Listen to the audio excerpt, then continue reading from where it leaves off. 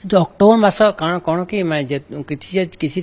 condition टा favourable हुए बात्या हेबाई जमीती कि गोटे मनसून मनसून टाइम रे देखिए जो जून टू सेप्टेम्बर मनसून सीजन वर्षा गोटे बहुत हुए लो प्रेशर जो छोट माने सेटा तो हुए कि बात्या रूप से बेसी लिएनि मनसून कारण से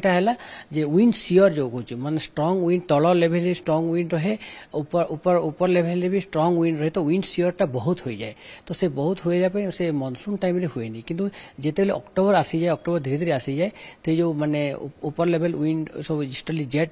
जो कहूँ से गुड़ा वर्टिकल विंड सियर जो आम कहूँ तल ऊपर विंड डिफरेन्सटा से बहुत कमी जाए से कंडुसिव हो जाए तापर नॉर्थ ईस्ट मनसून जो अच्छी से नॉर्थ ईस्ट मनसून तो माने जो आम दक्षिण राज्य गुड़ाक तमिलनाडु आंध्र प्रदेश एरिया रे नॉर्थ ईस्ट मनसून टा भी एक्टिव हो गलानी तो नॉर्थ ईस्ट मनसून है